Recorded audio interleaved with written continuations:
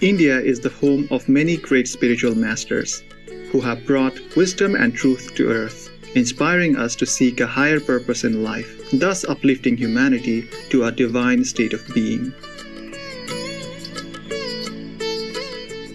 One such great figure is the spiritual master, yogi, philosopher, poet, and politician, Sri Aurobindo, who graced our planet from 1872 to 1950.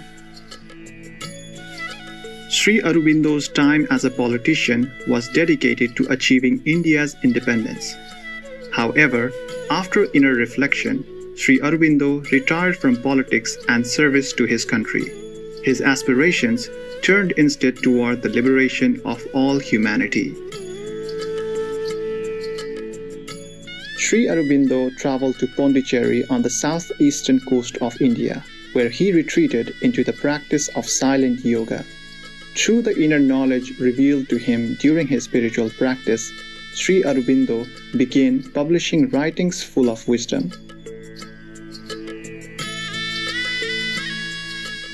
Today we present to you Chapter 1 of Book 1, Omnipresent Reality and the Universe, in the Life Divine. Originally written by Sri Aurobindo between 1914 and 1919, The Life Divine describes the spiritual journey that unfolds as a person sincerely seeks the highest truth. Such a journey leads to the soul's awakening and the direct experience of divinity.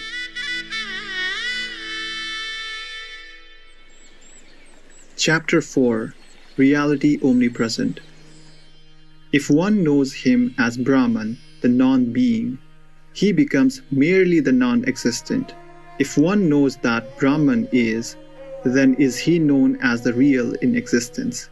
Taittiriya Upanishad. Since, then, we admit both the claim of the pure spirit to manifest in us its absolute freedom and the claim of universal matter to be the mold and condition of our manifestation, we have to find a truth that can entirely reconcile these antagonists and can give to both their due portion in life and their due justification in thought, amercing neither of its rights, denying in neither the sovereign truth from which even its errors, even the exclusiveness of its exaggerations, draw so constant a strength. For whatever there is an extreme statement that makes such a powerful appeal to the human mind, we may be sure that we are standing in the presence of no mere error, superstition, or hallucination, but of some sovereign fact disguised which demands our fealty and will avenge itself if denied or excluded. Herein lies the difficulty of a satisfying solution and the source of that lack of finality which pursues all mere compromises between spirit and matter. A compromise is a bargain, a transaction of interests between two conflicting powers. It is not a true reconciliation. True reconciliation proceeds always by a mutual comprehension leading to some sort of intimate oneness. It is therefore through the utmost possible unification of spirit and matter that we shall best arrive at their reconciling truth. And so, at some strongest foundation for a reconciling practice in the inner life of the individual and his outer existence. We have found already in the cosmic consciousness a meeting place where matter becomes real to spirit, spirit becomes real to matter. For in the cosmic consciousness, mind and life are intermediaries and no longer, as they seem in the ordinary egoistic mentality, agents of separation, fomenters of an artificial quarrel between the positive and negative principles of the same unknowable reality. Attaining to the cosmic consciousness mind, illuminated by a knowledge that perceives at once the truth of unity and the truth of multiplicity and seizes on the formulae of their interaction, finds its own discourse at once explained and reconciled by the divine harmony. Satisfied, it consents to become the agent of that supreme union between God and life towards which we tend. Matter reveals itself to the realizing thought and to the subtilized senses as the figure and body of spirit. Spirit in its self-formative extension. Spirit reveals itself through the same consenting agents as the soul, the truth, the essence of matter. Both admit and confess each other as divine, real, and essentially one. Mind and life are disclosed in that illumination as at once figures and instruments of the Supreme Conscious Being, by which it extends and houses itself in material form, and in that form unveils itself to its multiple centers of consciousness. Mind attains its self-fulfillment when it becomes a pure mirror of the truth of being, which expresses itself in the symbols of the universe. Life when it consciously lends its energies to the perfect self-figuration of the divine in ever new forms and activities of the universal existence. In the light of this conception, we can perceive the possibility of a divine life for man in the world, which will at once justify science by disclosing a living sense and intelligible aim for the cosmic and the terrestrial evolution, and realize by the transfiguration of the human soul into the divine the great ideal dream of all high religions. But what then of that silent self, inactive, pure, self-existent, self-enjoying, which presented itself to us as the abiding justification of the ascetic? Here also harmony and not irreconcilable opposition must be the illuminative truth. The silent and the active Brahman are not different, opposite and irreconcilable entities, the one denying, the other affirming a cosmic illusion. They are one Brahman in two aspects, positive and negative, and each is necessary to the other. It is out of this silence that the Word which creates the worlds forever proceeds, for the Word expresses that which is self-hidden in the silence. It is an eternal passivity which makes possible the perfect freedom and omnipotence of an eternal divine activity in innumerable cosmic systems.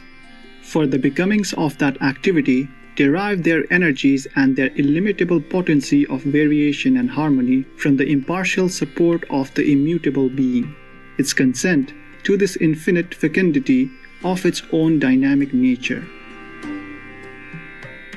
Man too becomes perfect only when he has found within himself that absolute calm and passivity of the Brahman, and supports by it with the same divine tolerance and the same divine bliss, a free and inexhaustible activity. Those who have thus possessed the calm within can perceive, always welling out from its silence, the perennial supply of the energies that work in the universe. It is not therefore the truth of the silence to say that it is in its nature a rejection of the cosmic activity. The apparent incompatibility of the two states is an error of the limited mind, which, accustomed to transient oppositions of affirmation and denial, and passing suddenly from one pole to the other, is unable to conceive of a comprehensive consciousness vast and strong enough to include both in a simultaneous embrace. The silence does not reject the world, it sustains it. Or rather, it supports with equal impartiality the activity and the withdrawal from the activity, and approves also the reconciliation by which the soul remains free and still even while it lends itself to all action. But still, there is the absolute withdrawal, there is the non-being. Out of the non-being, says the ancient scripture, being appeared. Then into the non-being it must surely sink again. If the infinite indiscriminate existence permits all possibilities of discrimination and multiple realizations, does not the non-being at least, as primal state and sole constant reality, negate and reject all possibility of a real universe? The nihil of certain Buddhist schools would then be the true ascetic solution. The self, like the ego, would be only an ideative formation by an illusory phenomenal consciousness. But again, we find that we are being misled by words, deceived by the transient oppositions of our limited mentality, with its fond reliance on verbal distinctions, as if they perfectly represented ultimate truths, and its rendering of our supramental experiences in the sense of those intolerant distinctions. Non-being is only a word. When we examine the fact it represents, we can no longer be sure that absolute non-existence has any better chance than the infinite self of being, more than an ideative formation of the mind. We really mean by this nothing, something beyond the last term, to which we can reduce our purest conception and our most abstract or subtle experience of actual being, as we know or conceive it while in this universe. This nothing then is merely a something beyond positive conception. We erect a fiction of nothingness in order to overpass, by the method of total exclusion, all that we can know and consciously are. Actually, when we examine closely the nihil of certain philosophies, we begin to perceive that it is a zero, which is all, or an indefinable infinite, which appears to the mind a blank, because the mind grasps only finite constructions, but is, in fact, the only true existence. For more information, please visit sriaurobindoashram.org.